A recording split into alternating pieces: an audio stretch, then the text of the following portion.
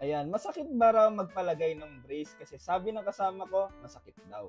Guys, honest review sa pagpapabrace as someone na takot ako noon na magpa-brace. Dahil daw masakit. So yun guys, I search a lot of dental clinics with their credentials sa paglalagay ng brace.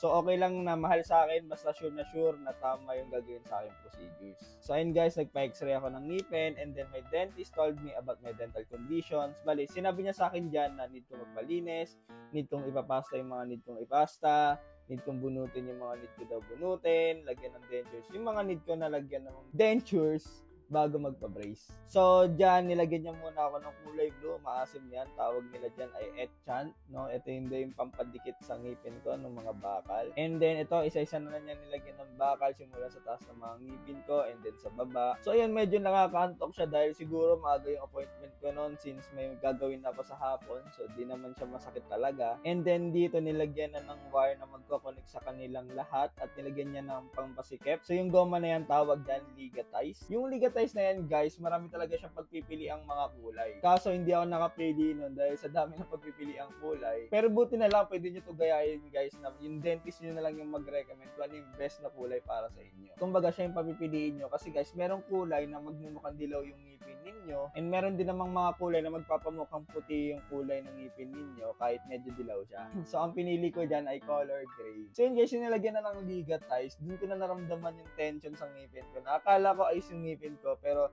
nung naramdaman mo yung intention na napupunta talaga sila doon sa right direction, doon mo ma-realize na kailangan talagang maayos yung ngipin mo na hindi siya talaga pala pantay. So ayan, pagkatapos, may briefing na nangyari. Diyan, sinabihan yung mga dapat at bawal mong gawin. So example, bawal ka kumain ng mga matitigas na pagkain, ganyan. And ito yung result ko after 1 week.